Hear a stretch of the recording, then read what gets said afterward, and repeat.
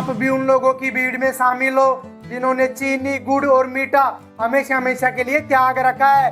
यहाँ तक कि मीठी चाय से भी उन्हें डर लगता है और मीठी चीजें तो उन्हें ऐसे लगती है मानो उनकी दुश्मन हो।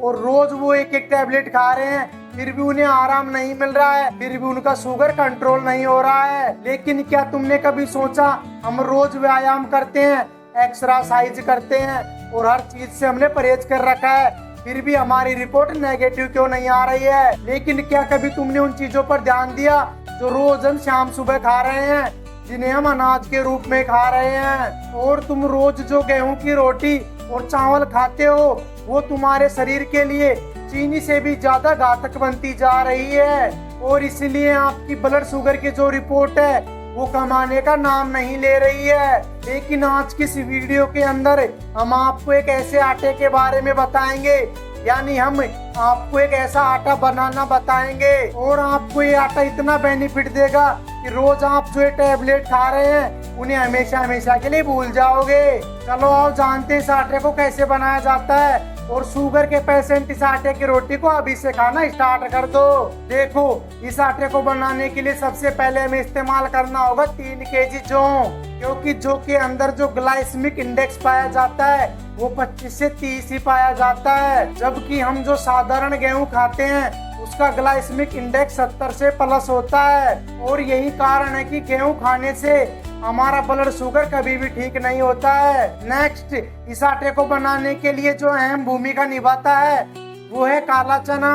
और इस मिश्रण के अंदर 3 किलो जौ के अंदर हमें 1 किलो काला चना लेना है। काला चना जिसका ग्लाइसेमिक इंडेक्स सिर्फ और सिर्फ 28 है। और काला चना शुगर के पेशेंटों को उच्च कोटि का प्रोटीन देता है। और तो और काला चना मांसपेशियों को ताकत देता है और शुगर के पेशेंट जब इसको खाते हैं तो उन्हें कभी भी थकान नहीं रहती है। नेक्स्ट, हमारे मिश्रण में जो चीज शामिल होगी वो है रोल्ड ओट्स। और इस आटे को बनाने के लिए हमें सिर्फ आधी किलो रोल ओट्स लेने हैं। और इस आटे को बनाने के लिए आपको सिर्फ और सिर्फ साबुत वाले ही रोल्ड ओट्स लेने हैं। नेक्स्ट, हमारे इस आटे में जो चीज शामिल होगी वो है मेथी दाना। आपको सिर्फ और सिर्फ 100 ग्राम मेथी दाना लेना है। लेकिन आप जब भी मेथी दाने को इस आटे में इस्तेमाल करो तो डालने से पहले इसको थोड़ा सा रोस्ट कर लेना है, यानी आपको मेथी दाने को हल्का सा भून लेना है। नेक्स्ट, हमारे इस आटे में जो चीज शामिल होगी वो है अजवाइन। और इस आटे को बनाने के लिए आपको सिर्फ और सिर्फ 25 ग्राम ही अजवाइन का इस्तेमाल करना है। इस आटे के अंदर आपको गेहूं का इस्तेमाल बिल्कुल भी नहीं करना है। और इस आटे के अंदर एक चीज और मिलानी है, वो है सोयाबीन। और सोयाबीन हमारे पेट के लिए पचने में थोड़ी भारी होती है, इसलिए आपको इस अनाज के अंदर सिर्फ और सिर्फ आधी किलो सोयाबीन मिलानी है। अब देखो आपको करना क्या है, आपने जो ये सभी अनाज लिए हैं उनको आपको पानी के अंदर भिगो देना है। और उन सभी अनाजों को पानी से निकालने के बाद आपको उनको छाया में सुखाना है। और जब ये सारे अनाज अच्छी तरीके से सूख जाते हैं तो उनको आपको मिक्स कर लेना है और उनको पीस लेना है। लेकिन इस मिश्रण के अंदर अजवाइन और मेथी दाने को आपको पानी के अंदर नहीं भिगोना है, उन्हें सिर्फ और सिर्फ हल्का सा रोस्ट कर लेना है, यानी अजवाइन और मेथी दाने को हल्का हल्का भूनना है। और फिर तैयार पूरे मिश्रण को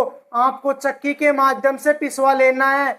लेकिन ध्यान ये रखना है कि आपको बिल्कुल ही बारीक नहीं पिसवाना है, हल्का हल्का मोटा मोटा पिसवाना है। और रोटी बनाते समय इस आटे को नरम बनाने के लिए आपको इसमें ताजा दही मिलाना है, क्योंकि दही मिलाने से आटा लचीला बन जाएगा, जिसके कारण रोटी बनाने में आसानी होगी। और जैसे ही आप इस आटे से बनी रोटी खाना प्रारंभ करोगे आपका ब्लड शुगर बिल्कुल नॉर्मल हो जाएगा। और आखिरी में मैं आपको एक विशेष चीज याद दिला देना चाहता हूँ कि आपको गेहूं हमेशा हमेशा के लिए छोड़ देने हैं।